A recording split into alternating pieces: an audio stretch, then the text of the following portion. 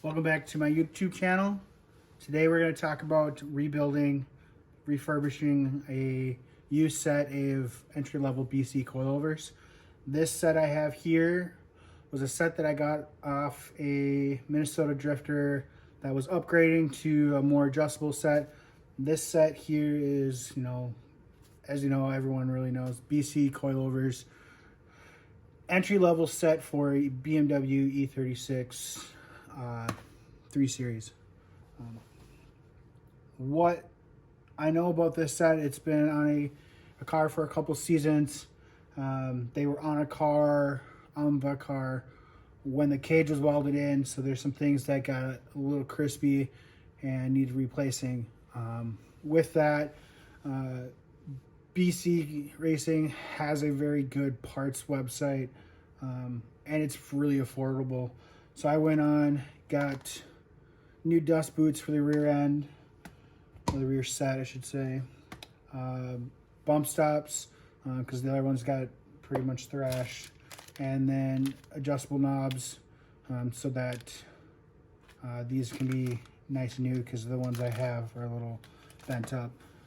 So looking at these set, I can kind of hold it up, kind of see bump stock got completely messed up, the dust boots non-existent, and this knob, seen better days, so it really just comes right off. So this is what I'm working on, so I'll show you the process. So when I'm working on stuff, what I want to do is I clean my workspace, get the tools out that I need, that I know I'm going to need, and then kind of start from there. So what I want to start with, now that I have a clean workspace, is I want to clean the parts prior to working on them. So I'm just going to use some little carb choke parts cleaner. I got Gummelt brand, use what you got.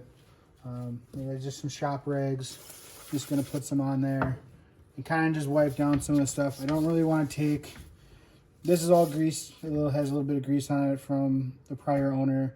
I'm going to leave some of it so that if I ever want to adjust it, it's not a kind of a bear to do.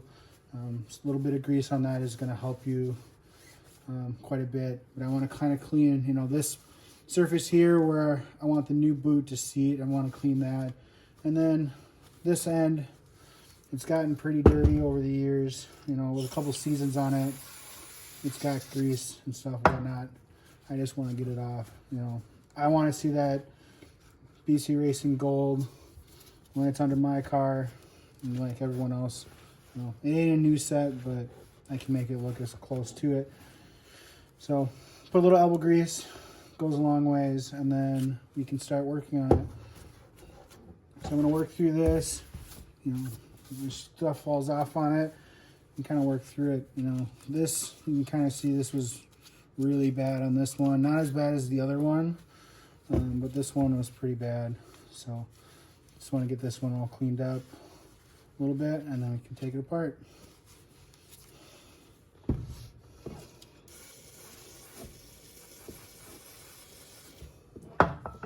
Now, as like I said, this is my first set of real true coilovers, not necessarily true coilover for the rear, but adjustable set. My previous kind of sporty car, my first car I bought out of college, I had a Focus ST. Loved the car, put 100,000 miles on it, and then I really got some common sense and switched to having a dedicated project car and a dedicated daily driver. Kind of was a no-brainer with starting a family, settling down a little bit with my wife and my child. So it's nice to do that. I had a truck before that, but I wanted a sports car out of college. All I could afford was a Focus ST. It was a lot of fun, but I got sick of a front-wheel drive car in the winter in Minnesota. Wanted to get back in a truck. Wanted a drift car, project car, do everything kind of car. So sold that, got rid of that traded it in for my truck. It's kind of not looked back since. I think in future videos I want to go over kind of how I picked the E36 in general, where some of the motivation came from and all that. But you know, that's a future video for sure, because I got some footage from kind of where I got a lot of my inspiration for my build, and who and what kind of directed me on where I am. I think a lot of people that watch YouTube kind of contest to it.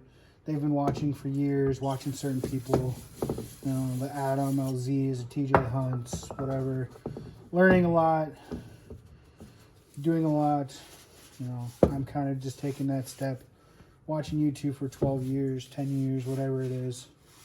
You know, kind of wanted to do my own thing a little bit, and kind of use that as motivation to get out in the garage and wrench, get off my ass a little bit. So here we are. So I'll start with this one first, since it's in my hand. The tools I'm using: 14mm wrench. I have a 14mm on the impact. This one came off already, but it's a 14mm. Just twist off and the whole cap comes off. And then I'm gonna hit up this with a 14mm and get that off.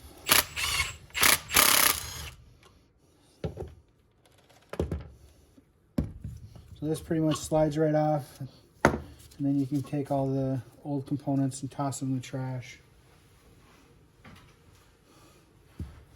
Clean this up a little bit. Probably needs a little more cleaning than what I did already.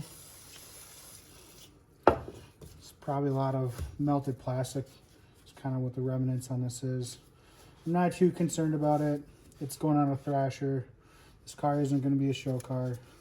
Not too concerned on it right now. But I wanted to get this, you know, as good as I could before I do anything with it. So before, might get a little, get the anti-seize out. So what I'm doing, I'm gonna put the new bump stop on here. Get the new dust boot.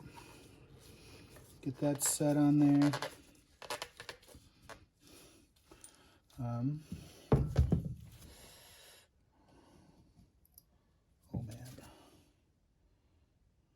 Just a little bit. I don't know if anti-seize is the right thing. I'm using it. Probably should use some sort of grease, but I don't have any. Anti-seize, I think, is just going to work just fine. I just don't want the two metals, you know, adhering to each other, really. It's kind of really my only thought process with it.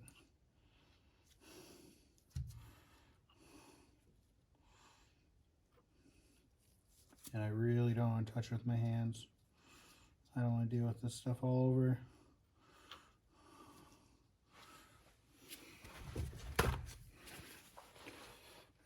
Yeah, a little too much. That's okay. Wipe it off.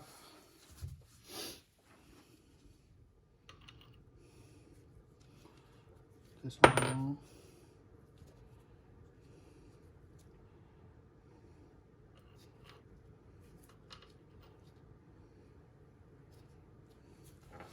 So now I'm going to put the nut back on, impact it.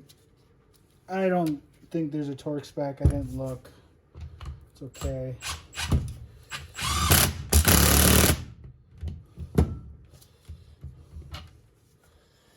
I've watched a couple assembly videos by some other people. I've never seen a torque wrench out. Probably their fault and my fault. Just go with it. I think that's the only plan right now. So, new knob. Nice. It's got the nice soft to hard BC logo on it. So what I'm going to do is put that in, and then it just tightens onto the same threads as the nut. I'm just going to put a couple turn, probably a quarter turn on it, just to keep it tight. there we go. I think this one's pretty much ready to go. This is, it adjusts. You can feel it clicking. Maybe hear it. But it's really all I'm doing with this one. And then I'm just going to repeat the process with this one.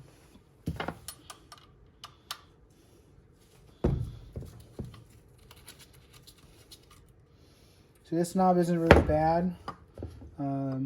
It's seen some love, probably from the heat from the welding. So I'll probably keep that one as a backup. No need to get rid of it. Maybe I'll bring it to work and put it as a desk jewelry. Just kind of keep myself motivated a little bit or something.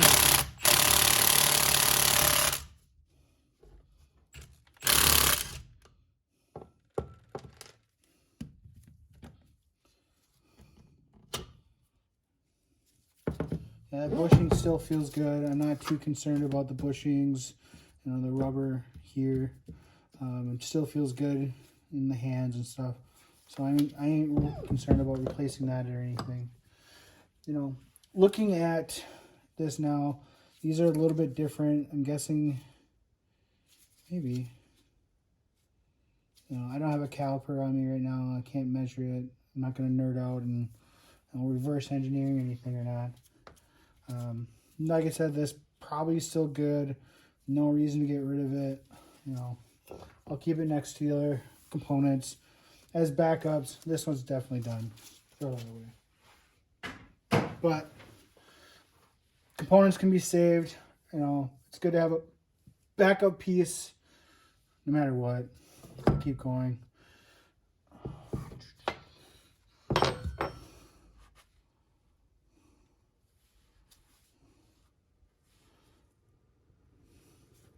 Yeah, from what I can see, there's a little bit of corrosion. Probably some just from rubbing so much for the couple seasons these ran. So, a little bit of glitter.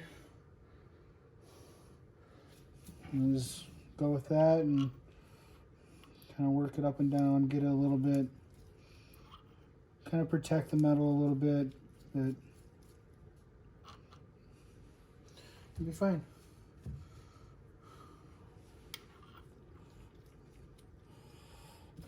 Yeah, and it's bronze, so it'll look good no matter what. Oh shit. Sorry that. I forgot to put all my parts on. Now I'm gonna get stuff everywhere. Got ahead of myself. Happens. Alright.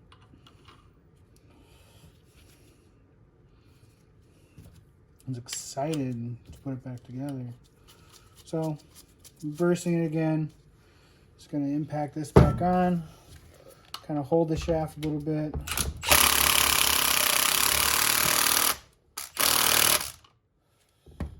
Good to go. It's got a little bit of movement. Should be good.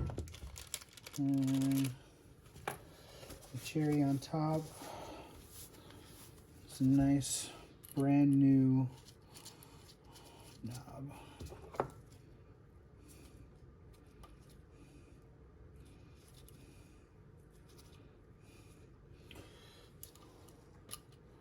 Which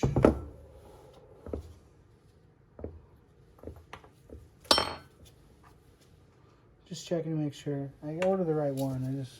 It's not seating very well, so I'm just making sure.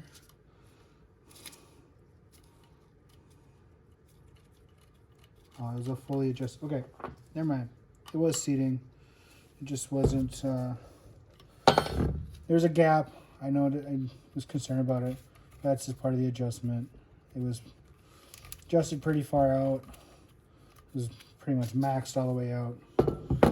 So I'm just gonna set them both the same so that I know when I install them, they're good. So that's a wrap on my rebuild of my BC Coilovers. So with these, I have no concern to run these for another season or two.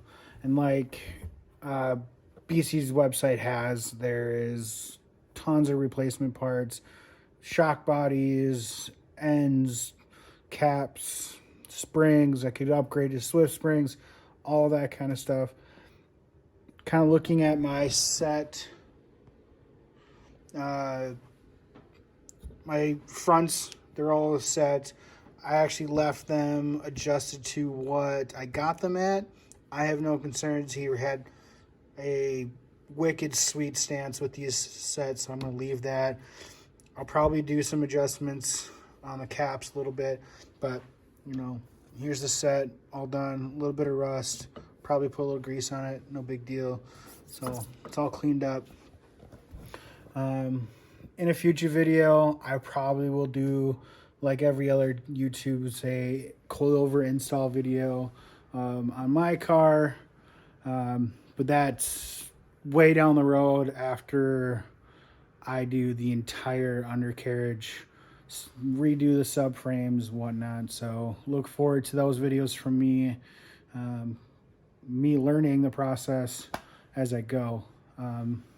So if you ever want to set up BC Coilovers, I'll put their website below. They don't owe me anything. They didn't give me anything, but I support that brand that supports so many people that I've looked up to. So thank you. Typical subscribe, like. I actually have my social media now for, you know, King Garage, my garage. It's got its own Instagram now. So follow me, see what it goes. Thank you.